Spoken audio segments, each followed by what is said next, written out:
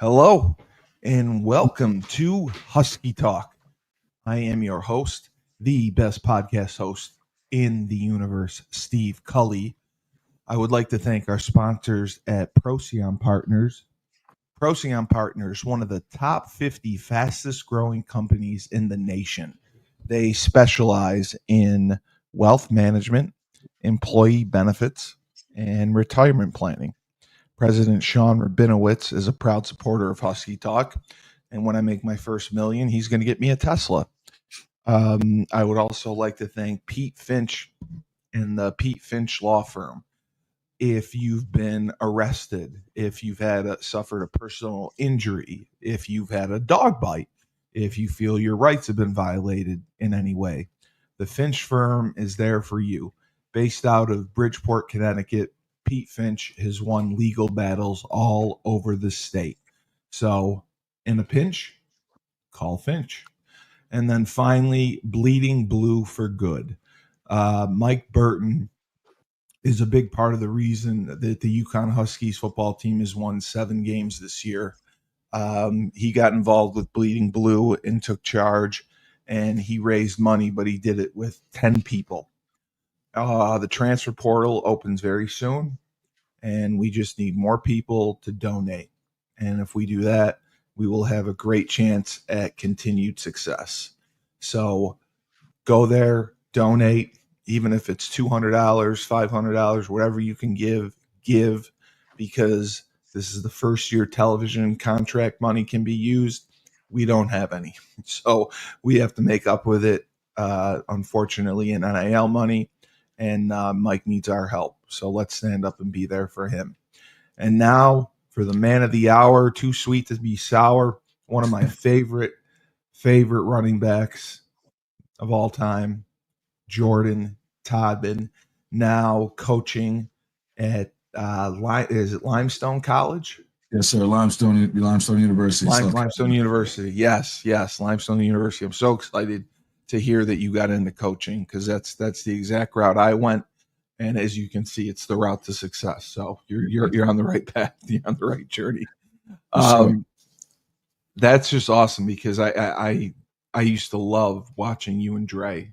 Man, you and Dre just used to shred people, and it was always a pleasure. And I know you were on the 2010 Fiesta Bowl team as well. Yes. It must have been just an amazing experience, which we'll get to. But I've appreciated your support for the show and following the show when you can. And I know how busy it is when you're coaching, so I appreciate you taking the time. Now, do you play Saturday? Did you? So unfortunately, we do not play this Saturday. This is my 3rd season here at Limestone, and we finished the season out 8-3, and we were still unable to make it to the playoffs for the first time that I've been here. So definitely not the way we wanted to go out, but as you know, in this game of football, improving. We're improving day by day. We're getting better. Yeah, and you got a great staff too, which you were telling me about. That's awesome. That's amazing awesome. And you love it, which is good. You're Absolutely. a football guy. You're a football junkie. You love it. Absolutely. So I never knew this. Where exactly did you grow up? Where are you from initially? Okay. So I was born in Philly, but I grew up in New Bedford, Massachusetts. Dartmouth High School is where I went. So I'm an hour and a half. Pretty much from my house was an hour and a half UConn campus. So I decided to stay close to home. Big family guy, but that's where I was kind of raised. I say that just because I coached at Holy Cross. Okay. And we recruited that area, so I know it well. Yep. Good food, good people. Well, what's funny is my coach at Holy Cross despised Massachusetts football. Really? He thought it was the worst football in the universe. Yeah. We would recruit nationally, which I thought was like our recruiting budget was outrageous, because he wanted to recruit nationally. Yeah. We would not take anyone out of Massachusetts. We would take maybe 1 or 2 players, and it always frustrated me, because there was some good talent in Mass that we let go to other schools that we could have had a chance at if we just went after him. And he just hated Massachusetts football. He hated it. We had a kid from Duxbury. Yep. Griff did not want to take him. We took him. He ended up being a 3-year starter on the offensive line. Yeah. There was a receiver from Beverly, despised him, did not want to take him. We took him. He ended up being the all-time leading receiver at Holy Cross. So it's good to know. I mean, UConn was smart in taking you. Did you start playing ball at an early age? Were you playing as a youth? Yes, sir. So I started at 8 years old playing Pop Warner for New Bedford Bears, and I instantly fell in love with it. As crazy as you would think, is my first year, my number was 56. So I know, right? So I'm playing running back and middle linebacker, but the 56 came because I was hitting people like I was Lawrence Taylor. So you were LT. Yeah. Like I was LT, but then eventually I got out of that big number and I worked my way down. But yeah, I started at a young age. And that's full. That was full pads, right? Absolutely, yeah. Tackle. I got plenty of pictures and photos. The shoulder pads this big coming up to my ears. Yeah, the big ones. But, it was a blessing. My first love, football.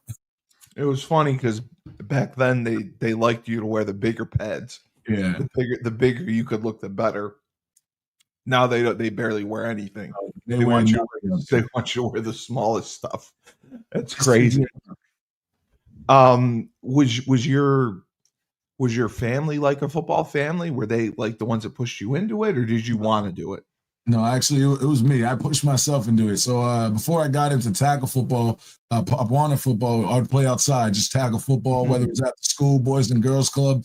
And this one day, believe it or not, I was riding a bike, and I seen all types of people at a field near my grandmother's house. I was curious. I'm like, what's going on over there? What are they doing? Yeah, right. So I ride a bike over there. At the time, it happened to be a girl's bike, but that doesn't matter, right? Yeah, so I ride my bike over there, and then instantly I see they're playing football. So I'm like, hey, I want to play. And they're like, oh, well, you need a registration. You need to get signed up. So I take this piece of paper, I fold it up, I put it in my pocket, and I ride the bike down to my grandmother's house. At the time, my mom was working, and rest in peace, my great grandmother. I said, Grandma, you got to sign this. I got to play football, right? And she's like, well, you got to wait for your mom. And then pretty much from there, that's where it all started. That's amazing that you so vividly remember the story. Yes. Riding your bike and seeing it and then signing up and doing it. Yep. That's crazy. And so you were playing both ways. You were playing linebacker, you were playing running back. Yeah. Obviously, I mean, you're a gifted athlete. So 8, 9, 10, 11, 12. Yep. Through those years, did you pretty much stay as a running back linebacker? Did you play both ways? No, I played both ways because we're young, right? Nobody at those levels. So I played both ways, stood at running back, stood at linebacker. I can run sideline to sideline. I was aggressive. I could tackle, right? So it was right up my alley. It was perfect for me. And you loved it. You loved playing both ways. Absolutely. I wouldn't change it for the day. Like I didn't play one way until I got to college. UConn was the only time I only played running back. Yeah. That was the same thing with me. I was like shocked, like I only have to play one way. And then I thought it was going to be easy. And then I realized quickly that no, it's not easy at all. It's 10 times harder. And you're playing against the best of the best. So did you go right into junior high football, 7th and 8th grade? So in my city, I played middle school football, but at the time there's no tackle football. So it was just flag football, right? So just a fun fact, I think I was one of the first guys at my school history to have a kick return back in touch football. So it's not even flag. It was just touch football. And they didn't put a hand on me on a kick return. So long story short, I played middle school football. And then from middle school, I went straight to high school. But for me, it was pretty much, I played New Bedford Bears, Pop Warner. My last year, I was probably 13 years old. And then the next year, I was playing freshman and then varsity pretty much at the end of the year. So that's so strange that they would not play tackle football in 7th and 8th grade. They would make you play flag or touch. That's crazy. So you go right to varsity, 9th grade? So 9th grade, yep. So I finished out my ninth grade, 14, I finished out my freshman year. And at the end of the year, we played a big Thanksgiving game, as you know, being a New England guy, right? So they bring me up the Thanksgiving game, my first varsity game. I rushed for over like 215 yards, 14 years old. But it was a blessing. You still got a little of that Massachusetts accent in you. I like it. A little bit. Ba, bear, ka, just those words. Select words. They'll come out. It only comes out selectively. I like it. Yeah. I like it. Yeah, I remember those Thanksgiving Day games were huge. I mean, they were the rivalry games. Didn't matter what the records were. It didn't matter. It was intense. I used to love it. And then I remember because we recruited at the Super Bowl at Gillette Stadium, which I couldn't believe they played all the levels there.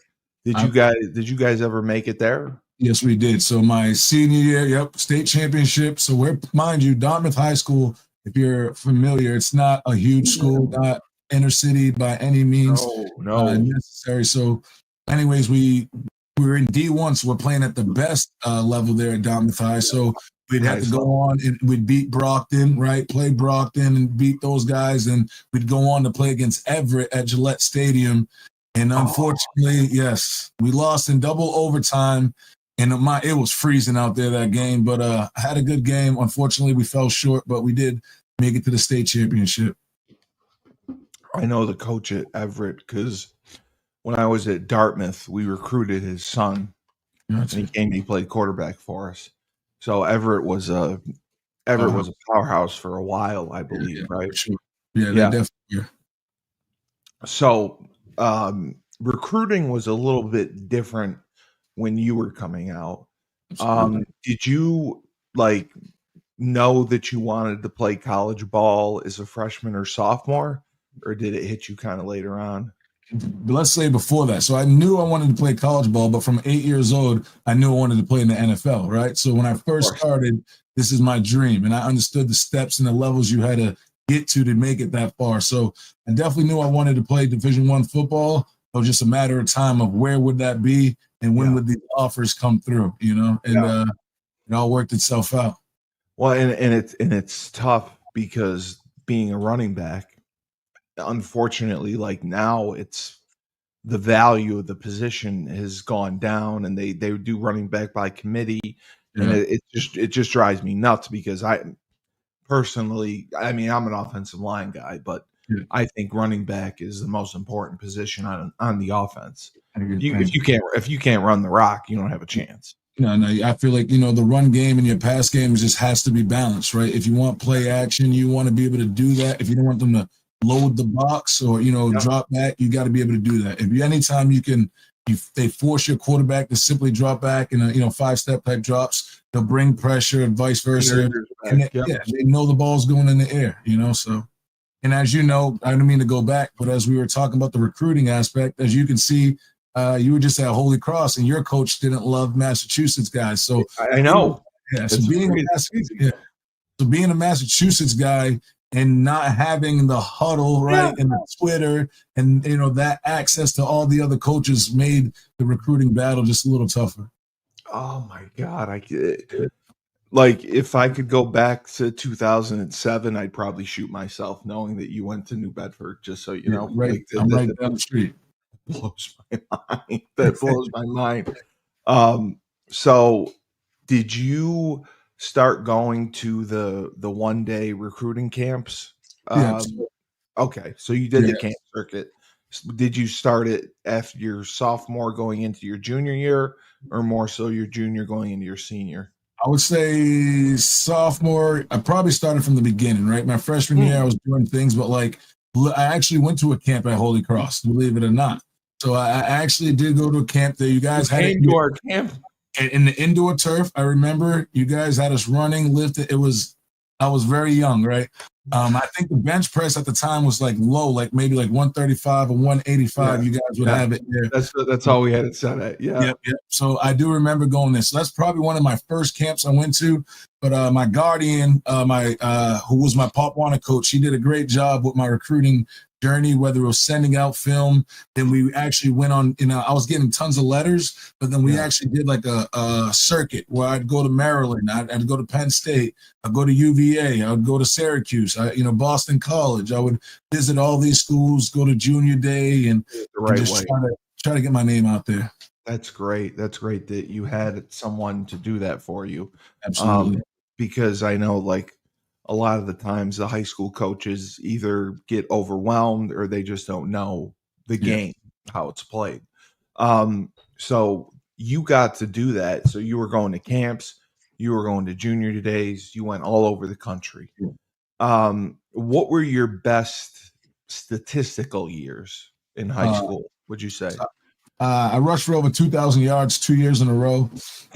And my junior year, my senior year. So those are stats that stick out. I'm sure I had plenty of touchdowns, but that's probably the stats that, to me, obviously has been some time that I remember. Was rushing for 2,000 yards 2 years in a row, knowing that my coach would take me out early at times because we weren't really the run the score up kind of guys, but made the best of my opportunities.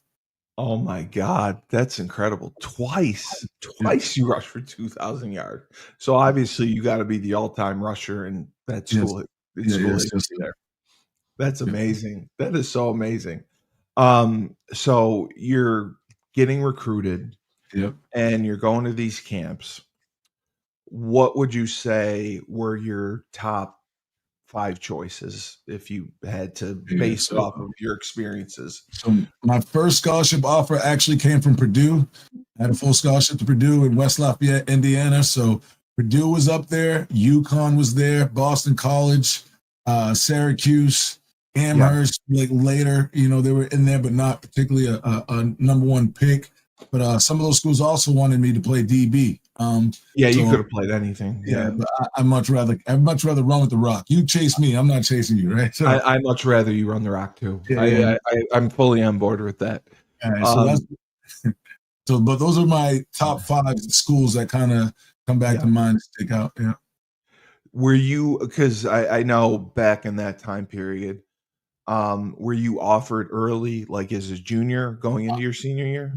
I was offered, I would say, late junior year going into my senior year. Yep. Yeah, that's about right. That's awesome. Did you start taking like your official visits in the fall of your senior year, or did you wait until after? Because I know you played, so you won the state championship. So we played later, and then I took my official visits. I'd go visit the schools and go on campus, hang out with the guys, get a kind of a feel for it before I made my decision. So I started around that too. Did you take all 5 of them? I did not. So I went to Purdue for sure. I went to Boston College. I went to UConn, and being right there near home, and I think I found my perfect place.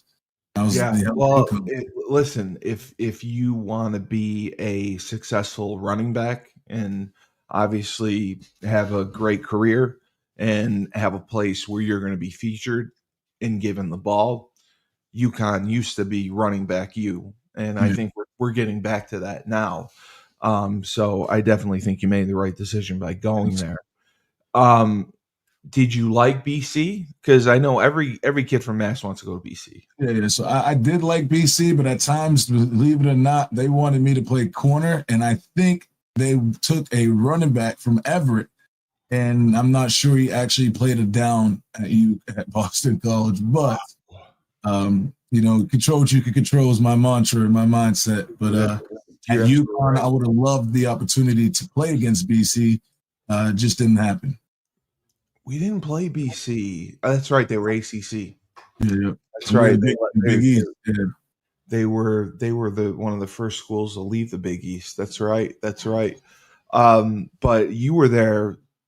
Was 07 your freshman year?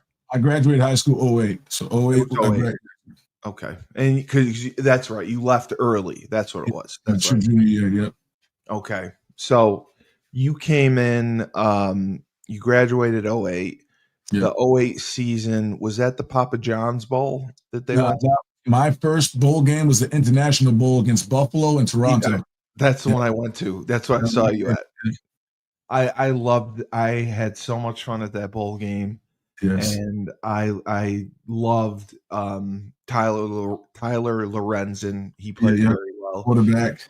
We ran the ball well, obviously, with you guys. And then I was was that Kashif Moore? Was he on that team? Chief Moore, Donald Brown, Yeah, D Dre Brown. was also part of that team.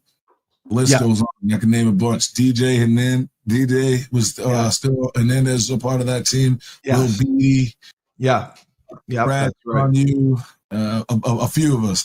Lloyd, Scott Lutris, Yes, yes, yes. Lawrence. Yeah, we had some good guys over there. Was was Sherman, Anthony Sherman was still part of that team as the well. fullback? Yep. Was Tavon Branch on that team? He was not. I Then he's know Tyvon Branch well, but he was not on that team. No. okay. Darius Butler Yeah, was on that team. Yes, he yeah. was. Do you know D Butler? I know very well. Yes. So we played together for the Colts. We were teammates in the Colts. Yes, I know And that. we were Yeah, teammates with the Huskies. And then obviously you see what he's doing with his career with Pat and those guys. I'm yeah. excited for him, man. Tell Darius Butler I want him on my show. All right. I've been trying to get him. I've been trying to get him. But yeah, he had an incredible career. So the International Bowl I thought was great. Yeah. And you guys had an exceptional season. Going into 2010, Yeah. did you have those expectations? You had Zach Frazier transferring in from Notre Dame. Did you think that you could win the Big East and have a chance to go to the BCS Bowl? I feel like absolutely. I feel like we came in and I think that's when we went to Papa John's Bowl. Might have been that year. Oh, okay. So, I had I got feelings. the years mixed up. Yeah, we came in there to go compete, make plays and ball. Coach Edsel and had a great coaching staff on board. Did a great job of recruiting and bringing talented guys around us. And I just kind of we knew the sky was the limit. Try to control your own fate. Still battling in the Big East, where there was plenty of competition that we had to see on Saturdays. But I felt confident every year that I was there. Yeah, yeah. Because so you went to the Papa John's Bowl, the International Bowl, and then the Fiesta Bowl. That was the okay. Those are my three. Yes, sir. All right, so that's how I got it out of order. I get the International Bowl and the Papa John's Bowl out of order. So the Fiesta Bowl was 2010, 2011. Yes, sir. Yep. Okay, that's what it was. So that was the year that Taggart kicked the field goal, right? That sent you. So was that against South Florida? I forget where. Yes, USF in the rain. I think that was the year, or it might have been the year before. It could have been that year. Yeah, it was that year because he got honored he was an honorary captain at one of the games I went to for doing that. He's also a Massachusetts guy, by the way. I know he is. I know he is. That's why I want to stick it to my head coach all the time about it because he wouldn't take Mass guys. Because I remember it was the first time I had been back to the Rent in probably 20 years. And I asked Andy Baylock, I said, all right, so when am I an honorary captain? When do you roll? When do I get to ring the bell? I want to do that. But yeah, it was such a great experience. And so it was 2010. You guys ended up, were you 8-4 that year or 9? We might have to go. We might have to go to Google for that one. I'm not sure. Yeah, I think you were 9-3. I think you were 9-3. But you did win the Big East, and it was the South Florida kick that knocked you through. And it was obviously West Virginia was always the tough one to go through. Pat White, Steve Slayton, they were always difficult. Noel Devine and Pitt was it. It had Dion Lewis, Graham. Yeah. They always had talent as well. And then so it was never super easy. Some Rutgers guys, we were still battling with them. Louisville. Yes. So wasn't easy sailing. Yeah. Wow, that's right. I forgot about Louisville. Yeah, that was the revamped Big East with Louisville, with South Florida. That was definitely a tough division. I was very very sad to see it go. And I know, it has more to do with money than anything. And, we ended up in the AAC. But it's like you came in like the wind and then you were gone. It went quick. You had such a great career. You had such a explosive, dynamic career. And, whenever I get asked about you, because I had never met you, I thought you were polarizing, because you were truly like a difference maker. And, when you and Dre both rushed for 1,000 yards in the same year, like that told the story. And that's one of the gripes that I have with our team this year at UConn. Randy always had the model, I thought, for success at the Rent, because we played on natural grass, and the weather was always tough, and the wind was always tough.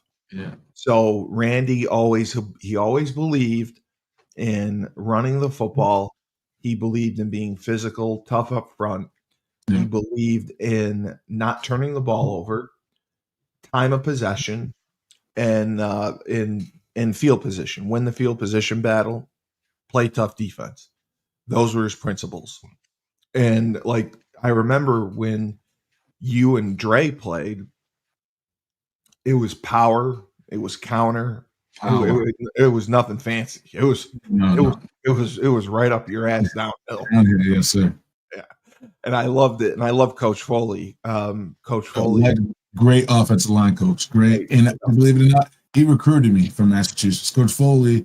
I know he did. Yeah, so. And he ended up being a prep school coach. I remember he left UConn. He ended up sticking for Coach P. I don't think he stuck for Diaco, but then I know he ended up coaching at a prep school. I coached with his son at Colgate when I was at Colgate. I know he's a Colgate guy. He talks well about it. His son's great. His son's freaking awesome. So what went into you making the decision to leave early? Because that's tough. No, I think it is tough. So one, I was only 20 years old at the time. I didn't even turn 21 until I ran my 40 at the NFL Combine. So, like you said, I went to college for almost 2 years in one semester, and then to the NFL. So a different trip, and then especially back then. So I guess I was the Big East Offensive Player of the Year that year. I rushed for almost 1,700 yards, and I missed the game due to an elbow injury. And as I sat down with my running back coach and Coach Etzel, I remember vividly my running back coach, Terry Richardson, who's at T-Rich. I love T-Rich. T-Rich, who's at Akron now with Moorhead. But anyways, he was like, what else do you got to prove? You rushed for 1,700. You did all this. He felt like I had a good chance. Coach Etzel felt the same way as well. And so I took a leap of faith of, trying to make my dream come true. And God willing, I was able to get drafted and try to take care of the rest. So you know what, Coach Etzel, he does not steer people wrong. No. So if he gave you the green light to go, then he knew. Like he knew that you were going to be fine. And I could pretty much tell by the way that you played. I mean, you ran angry. Like hungry. You ran through people, you ran over people, and then you had the breakaway speed. You caught the ball very well out of the backfield. And then anytime you had to pick up a blitz, you stuck your nose right in there and picked up the blitz. Like you were the complete package as a running back.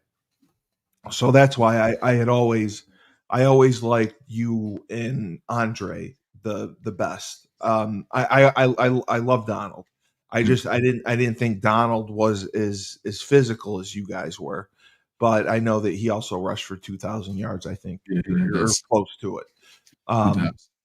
But so you did you initially go to the Colts? No, I was drafted to the San Diego Chargers first. Chargers. Yep. Okay. I was drafted to the Chargers, made the 53-man roster, did well there, did okay. I had surgery on my thumb here about week 4 of the season, my rookie year in the NFL.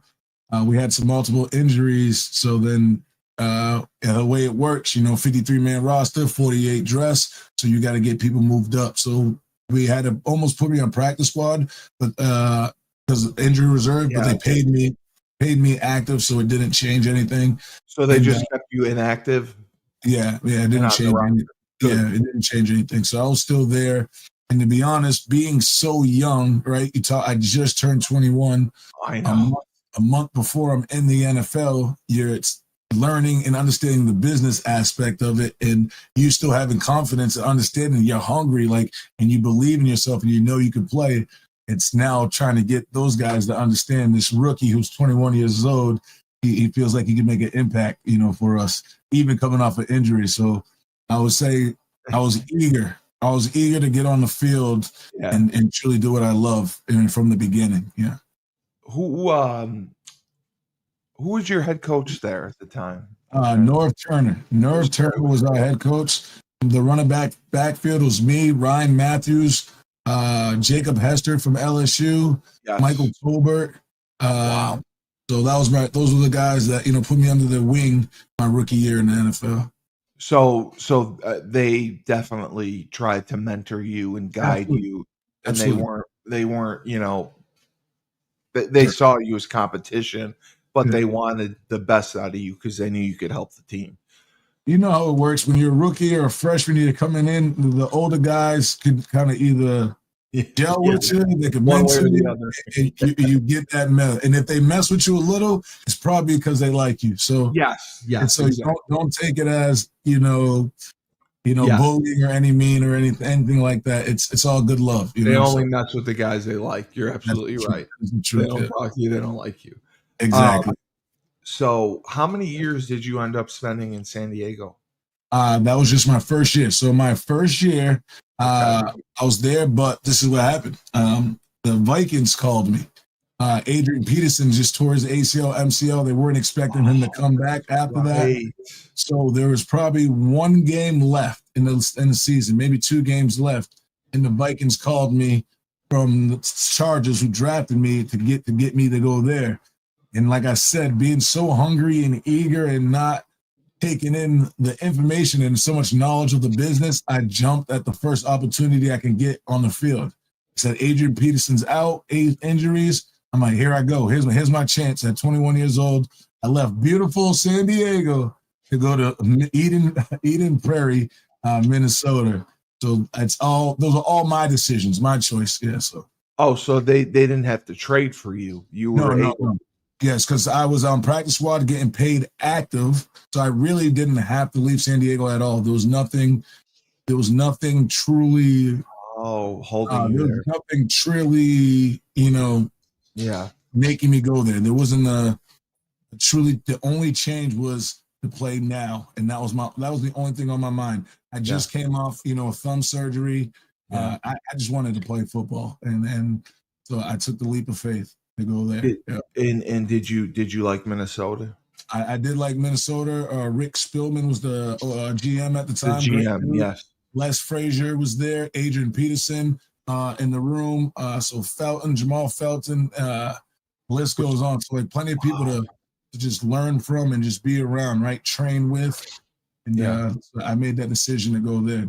Jared Allen was still on the team, and because was that after Favre left? No, this is before 5. Our quarterback was from Florida State, Christian Ponder. Kyle Rudolph. Right. Yes. Yeah. Okay, I remember that. Percy Harvin was also on that team. Yes, that's right. That was before he went to Seattle. Yes, I do remember that team. They, you guys had a dominant defense, a dominant run game. And I remember in the passing game, there was like a little deficiency there. And that's kind of what held you back from going further. How many years did you end up spending in Minnesota? Hold on, check this. I'm glad you got time because it's story time. All right. So I get into Minnesota. So imagine I told you I got there with the last 2 games in the year. They finished. Yeah. We didn't make the playoffs. So I had to come back. OTAs, had a good OTAs, had a good season. We get to full first day of pads, and we're in Mankato because that's where they hold their camp. So I'm playing running back for the Vikings. It's like a live period, like goal line, like red zone situation. I get the ball and I'm going to score, and I get tackled. And Everson Griffin, the DN from USC, who also played, maybe 9 years in the league. Anyways, he rolls me up. I get a high ankle sprain. So I'm stressed out, right? I just came off a thumb injury and surgery. I got a high ankle sprain. I understand when you're a 6th-round pick or any dog, you need special teams, and you also need preseason because that's how you build your resume. That's how you get to showcase your skill and your ability. So with the high ankle sprain, I missed the first 3 preseason games. And mind you, I'm watching people getting cut left and right. And I'm now in the back of my mind, I'm like, I haven't played in weeks. I have a high ankle sprain. I got to be next. So I'm like, I understand that this is the last preseason game coming up. I got to go. I got to go. Tape up my ankle. I go out there. I don't think I got into the game until like late second quarter, maybe third quarter. And I rushed like 140 yards. I had a 76-yard touchdown run against the Houston Texans, and they kept me and paid me double practice squad. So, oh my God, good for you. That's how I made it there. So that is freaking amazing. Yeah. Well, because I've had high ankle sprains probably 3 or 4 times, and they never freaking heal. No, they linger. They take forever, and you literally like have to you have to stay off your feet for like weeks or a month for it to actually heal. So football is the worst thing for it because you're constantly pounding on it, and then you got to get treatment, and you got to ice it. You got to. It is the most annoying injury in the world to deal with because I used to have to see Bob Howard at 6 a.m. Yes. And I'd be like, Bob, I'm not talking. I don't want to talk today. Can I just go soak in the hot tub, please? Yeah. No, you have to do your stretches and your work. I'm like, God damn it. All right, fine, whatever. But yeah, I had plenty of them. So you made the roster that year on one season game. That's a hell of a performance. So I'm there, and actually, I'm on practice squad, but they pay me double, so I'm not getting paid every day. So I'm on there. Yeah, you were getting paid. I only got that one preseason game. Yeah. Yeah. Okay. Did you get activated during that year? It gets better. I think week 3 or 4, the Jaguars come and get me.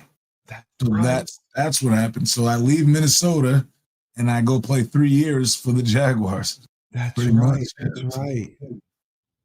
right. That's right. You went down to Jacksonville. I was trying to think.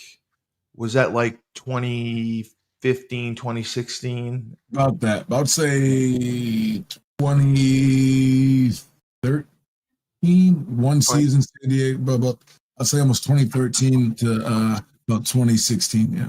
Okay. And did you like Jayville? I loved it. I loved it so much. I built a house right outside there in St. Augustine. So that's what she said. Yeah.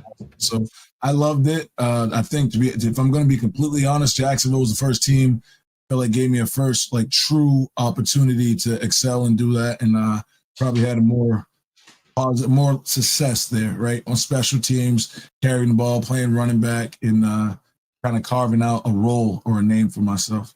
Yeah. Who was Blake? No, I was. Who was your quarterback at the time? So I had Blake Bortles, I had Chad Henne, and Blaine Gabbert. So Blaine Gabbert was drafted there. So Blaine Gabbert first, Chad Henne, and then Boyles. That's right. Because Blaine didn't exactly pan out like they hoped. They went to Henne, and then they drafted Bortles. I remember again. You were you on the team that made it to the AFC Championship that lost? Okay, that was after you. That time, yep. Okay, so after Jacksonville, is that when you ended up in Indianapolis?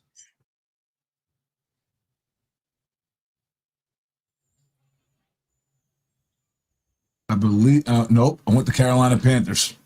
Panthers. Okay. Yeah, I was in camp. Geez. So I was in camp with the Panthers. So I was at the end of my contract. I didn't get renewed in Jacksonville. Right. So I went to the Carolina Panthers. Great staff. Ron Vieira was still there. Jericho Cotry, who's now my head coach there, was on the squad as well. Cam Newton, Jonathan Stewart, and those kind of guys. So I went there, had a set, Luke Kuechly, all those guys, right? TD went there, had a great camp, balled out, and then in one of those preseason games, we played against the Pittsburgh Steelers. In my first carry of the game, my first time touching the ball, scored like a 60-yard touchdown against the Steelers untouched. And the next week is the last week of preseason. So I'm like, I balled. There's no question I made this team. Like I've stood out all preseason, all camp, all OTAs. And I get a call in the office to pretty much get cut from Carolina. Hey, it gets better. Before I get home, I would say 3 hours after they found out, Pittsburgh Steelers and Mike Tomlin called me and I signed me for the whole year. So I made their 53-man roster and played for them. So I know I see your face, so I just want to. No, I knew your career. I didn't know that you bounced around that much. I knew some of the teams that you had been on. I had no idea about Carolina. Yeah. I had no idea about Pittsburgh. I knew about Indy, but that's why I'm like, wow, holy crap! Because, like, I played. I played in NFL Europe. Yep. I went to some camps. I never made a roster or anything. I had preseason games I played in, but I would get a call and, hey, you're going to play in NFL Europe, and I'd pack my bags and I'm going to Germany. I'd get a call and I'm going to Canada. I'm playing in the CFL. So I know the lifestyle is like, you never know when your number's going to get called or what could happen. And it's like one day, I get a call and the Steelers, they want me, they sign me, and I'm there for the season. Like that's how quickly it can happen. Like that's the business. Just like that. That's crazy. So you spent a year in Pittsburgh with Roethlisberger, Tomlin. I mean, they were just that franchise is first class all the way. Absolutely. Did you like your time there? I did like my time there. Like you said, mentioned I played with some great players. I played 7 years in the NFL, and playing with the Steelers was the first and the only season I ever made it to the playoffs, right? So I had a good time there. Got a chance to play late in this. Le'Veon got hurt, so I pretty much started the playoff game against the Denver Broncos. I had a good game against the Cincinnati Bengals. The game that AB got knocked out, I don't know if you recall it, and then Perfect and Pac-Man got into a little scuffle. So that was my first playoff game ever, that Cincinnati game. And that's right. You were with Le'Veon Bell. Holy crap. D'Angelo Williams, Le'Veon Bell, and then so they got injured. So I think I was the leading rusher of that Cincinnati game. That's unbelievable. Le'Veon Bell and AB. Yeah. AB, you were around him in a professional manner, but did you ever see him? Like, did you think he was a little off or? I knew, first of all, I'm going to be honest because this is who I am, right? So what people don't understand about AB is he's an extremely hard worker and obviously a great athlete, is what you guys know. Yes. So being different, sometimes it's okay to be different. But it is, it's okay to be different, but safe to say he was unique. And obviously the things that he can do on the field was special. And he wanted to win and he wanted to compete. But other than that, I got nothing bad to say about him. Been around him. You're being very diplomatic. That's smart as well. But he's a great player. But yeah, I feel like some of the great ones are a little different, right? Yeah, you have to be. You have to be. The smartest people in the world are a little different. So right? There's nothing wrong with that. Okay, and then you ended up. Was your last stop Indianapolis? No, sir. Okay. So I went to Indianapolis from Steelers after that playoff season. Made the team, did well. I had a kick return touchdown against the Green Bay Packers. Did that. Carried the ball. Played with Frank Gore, Andrew Luck, and those guys in the backfield over there, and T.Y. Hilton. And so we had a great. I feel like we did well there. And I took advantage of every opportunity I could when I was there. And then, yep. And then I guess two more. I got two more teams. I see, man. Okay, so I must have lost track after Indy. So where did you go after it? So were you signing like 1 year deals and then or pretty 2 much. years? I was pretty much signing 1 year deals type things. Okay. Yeah. Okay. So I almost became a journeyman. So in Indianapolis, went there, balled, thought I was going to get re-signed there. I would assumed. I didn't. After that season, I got a really unique story. After that season, the New York Jets called me. So the Jets called me to go sign with them. All right. So I'm pretty sure. Yeah. So the Jets called me to go sign with them. I'm with the Jets. I'm in camp. I'm practicing. I'm doing all the ordeal. I'm now going on like my 6th year in the NFL, maybe 7th, my 6th year in the NFL. And then this one was actually the funniest one ever. So probably the week before the last preseason game, okay? And I'm at the Jets. My family come up and visit a little bit. We're still in camp. So I get called that I'm going to get cut from the Jets, okay? So of course. Now this is a true story. So now in the back of my mind, I'm like, okay, this is, year 7, I'm going on year 7, year 6 in the league. I'm like, it was a blessing. I'm like, all right. So I'm honestly starting, continue to think about life after football, what may entail and come up next. So I get on the plane and I'm driving back to Duval, Jacksonville, and my wife and kids are gonna come get me at the airport. So I land in Jacksonville and my phone goes off and it's my agent. He goes, "Hey, are you still at the airport?" I said, "Yeah, I haven't got off the plane." He said, "Stay there. Stay on it." The Houston Texans are flying you to Indianapolis, to New Orleans. They got a preseason game in 3 days. This is when they had the hurricane in Houston, so they couldn't stay there. We got a preseason game in 3 days. You have to come learn the playbook in 3 days and come play against the New Orleans Saints. So call my wife. I tell her what happens. This is a true story. She's not my wife at the time, but she is now. Yeah. She picks me up from arrivals just to go around in a circle to drop me off. Kissed her, gave her a kiss, and I went to work, man. So that's the journey, the lifestyle. Man, boy, that's really living it. That's really living it. And you have another stop, apparently. No. I think to say all of that goes on to this, and it's naturally to the sayings that I say to recruits or players that I live by. Men lie, women lie, but that film don't lie. What you put on tape, you're right. What you put on tape is your resume, right? So if you constantly put out good tape and good resume, you'll constantly have a good job or a good opportunity. So I think the only way that you get 7 years in the NFL with multiple teams is because you're doing what you're supposed to do with those other teams. So I took that knowing that this is the NFL, the best of the best. They can find players anywhere. You know what I'm saying? And the reason why they're choosing you, it's not on an accident. It's because you're doing something you're supposed to be doing, if that makes sense. So. No, you definitely did what you were supposed to be doing. And the other thing that stands out to me is you made them, like, you didn't piss and moan. You made the most out of every opportunity you were given. Like, you were grateful and you knew in that moment, like, I got to put it on film. This is my chance to shine. This moment can define the rest of my career. It could either keep it going or it could end it. So you always made plays. You always were a difference maker, and you always stood out. And I think that's why you kept getting those calls and you kept getting brought in. Yes, sir. And I think it starts off with a mindset, right? Are you a true dog? Are you a true football player? Dog.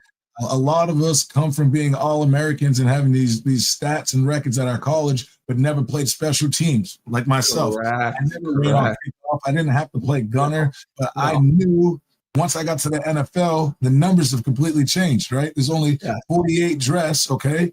So you can't be a one-trick pony. The more you bring to the table, the better off you are.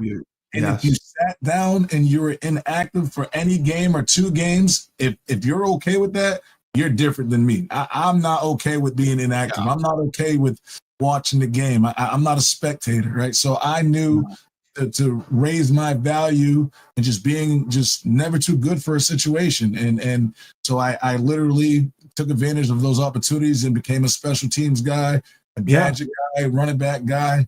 But I didn't moan. I showed up to work and I gave it everything I had.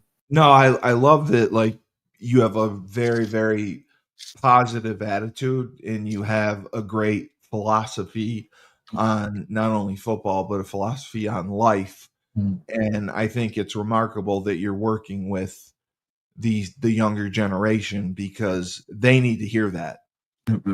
And you're someone who will always steer them in the right direction, which I think is huge. And you've been at Limestone, did you say 3 years now? Yeah, this will be my third season. We just ended my third season here at Limestone. But in between these 3 seasons, I've had great opportunities to coach and work with other organizations and teams, which have been great for me through this journey. I got a chance to do the Bill Walsh. I coached for the Jacksonville Jaguars for 2 months, worked with the running backs, traveled, went to all their preseason games, worked with ETN and Hank Bigsby and the kickoff return as well. Okay. Oh, right. You got. I know they have those Bill Walsh coaches. Yep. Where you going? Wow. And then last year I worked with the Minnesota Vikings with Kevin O'Connell and his staff, the running backs, special teams. So constantly just being a student of the game, learning more about it, and having ways to just impact players and just the game, right? The knowledge, the love of it, and passing it on. Do you at Limestone, are you involved with the run game, like the run game coordinator? Okay. Because I think you know it. So we work together, put together the run game. You know how it is when you're game planning, go through the 3-by-1, 2-by-2, figuring it out, inside zone, short yardage, big schedule, red zone. So yes, our run game, work with the run game, putting it together, and then I've had successful running backs every year that I've been here, and we've been rolling, to be honest. So. I could see that. Now I know that you had success at UConn running more gap schemes with power counter. Do you like zone, inside zone, outside zone? Are you a zone guy or no? I do like zone. I love power, love the gap scheme. I love counter as well. I'm more of a situational guy, right? How many guys they got on the box? What are our angles? Yeah. What do our angles look like? You know what I'm saying? And then where's that double team coming from? I feel like that's the strength and the power of a lot of these runs when we get in there. And then who are we pulling for? Are they DN slicing? Are they spilling it? Are they playing upfield? So I like to analyze the whole situation and just put our team in situations to be successful. Yeah, that's exactly how I am. Formationally, what gives you the best look? What gives you the best numbers? Angles, the angles, and that you can figure out what scheme you want to run off of that. But that's most important. Just quickly, like what has been your take on the UConn season this year? I think it's good. So I'm happy for them, proud of them being an alumni there. Any opportunity that they get to go to the bowl game or be bowl eligible, I feel like it steps in the right direction. But as you know, I'm super busy on Saturdays as well. So I don't get to watch them as much as I want to. But if they're going bowl games, and I believe, were they 7-3 correct right now? What is their record? 7-3, yeah, 7-3. So to me, I think that's a step in the right direction. We've seen in the past we didn't have that same type of success as of lately. So when you get to 7-3, I think it's first changing. Time since 2010 since you played. See, so they're getting back. Yeah, so Jim Moore and his staff is working their butt off, along with the Burton family as well, as you mentioned earlier, working their butt off to put UConn. Mike's doing a good job. That's putting to put UConn in the best situation to win. So I'm happy to see them get here and see what's in store. Yeah, and I'm going to the game tomorrow because I'm in upstate New York and they're playing Syracuse. So you're right there. It's going to be interesting to see. I hope they they match up with them. I hope they bring it. And I hope they do well. Yes. Because even finishing 8-4, but if they can finish 9-3 and basketball takes care of itself, then I think we have a chance to get into one of the Power 4, Power 5 conferences, make that money, and the rest will take care of itself. Because economically, it's just a battle without, this is the first year television money is going to be included. Schools can pay kids from their TV money, and it's capped at like 20 million. So I think that's crucial for UConn to get in there. Hopefully, I mean, even if it is a Big 12, logistically, yeah, it's going to be a nightmare. But the Big 12, ACC, it doesn't really matter. They got to go somewhere, and we have the pedigree. Jordan, when I went to campus, it was unrecognizable to me just to see the facilities that we have, the basketball facility, the volleyball facility, the hockey facility. It's like, what the hell happened when it's like I fell asleep for 20 years and come back and like, I don't know where I am. It's like Back to the Future. I was just blown away by it. I believe it. But I really appreciate you taking the time to come on Husky Talk. The biggest thing, we're trying to do is build alumni engagement, and I'm working with Mike Burton. I'm trying to help him raise money for the C Club. I mean, raise money for the Bleeding Blue for Good. So that's why it's www.bleedingblueforgood.org if you want to donate. And then I'm trying to help Phil Hunt, Kevin Freeman with the C Club. They got to get more alumni to join the C Club. So that's the purpose of the Husky Talk podcast and some of the other stuff that I've been doing. We're really trying to promote UConn because they're not getting enough coverage, even locally, from the Current, from the Post, from the Register, on TV. So we provide, myself and my partner David Schuman, we provide another outlet to cover UConn. We do Husky Huddle, where we cover, preview each game and then recap the game before. And now we just started Husky Hoops. We'll be covering the men's basketball team, and I have a show that covers the women's basketball team. So I do a lot of podcasts, but it was paramount to have you on. Now that I had Andre on and you on back-to-back weeks, I can die a happy man. I can die a happy man. And if you can get Darius Butler to respond to me, I would love to have Darius Butler on as well. Great dude. Because I don't know guys from your class, because you were ahead of me, so I don't have the connections to your group. That's what's been limiting. But anyone of your teammates that you talk to that you think would love to come on the show, we'd love to have them. And obviously promote everything they're doing and everything that they've done for the university. So again, I thank you. Jordan Todman, now at Limestone University, Division II, finished 8-3. They have turned the program around. Jericho Cotchery is the head coach, right? Yes, sir. Yep. He's the head coach. They got a great staff there, and they're going to be doing great things. I'm so happy that you are coaching. I did it for 10 years, and it's very rewarding because you are making a difference in kids' lives at such a pivotal time, and you're a role model to them and a mentor to them. And a lot of them don't have it. So I always took it seriously, and I loved my kids. Yeah. And I would do stuff with my kids outside of football. Like I was a big WWE wrestling fan. Yeah. So I would have my O lineman. I'd have them over to my girlfriend's house, and we'd watch the WWE pay-per-views. Now they thought I was nuts, but I gave them food, and they could eat and drink and have fun. So they would come mostly because of that.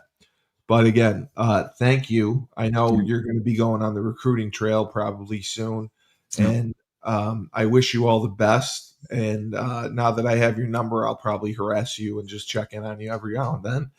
And that's what we got to do as Huskies. We got to stay together, stay in touch. So Jordan Todman, Limestone College, Limestone University, running back coach, running game coordinator, doing a fantastic job. UConn football legend, played 7 years in the NFL. Thrilled we had him on Husky Talk. This is going to be a big one. I expect this episode to go through the roof. all I ask is that you share it with your people. I'll put you on, it'll be on all the social media platforms. And then our YouTube channel has 1 million subscribers. Okay. So you're going to be seen by a lot. So I really want to put over Limestone University.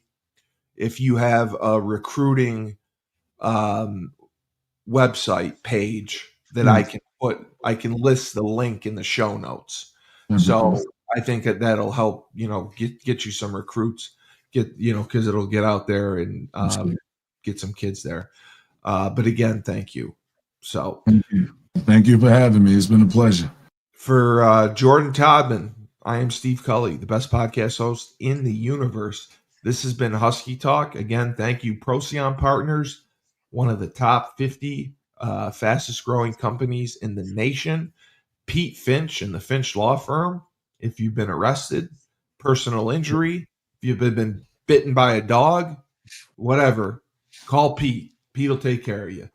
And then obviously, Bleeding Blue for Good. Help Mike Burton. Go to www.bleedingblueforgood.org. Donate.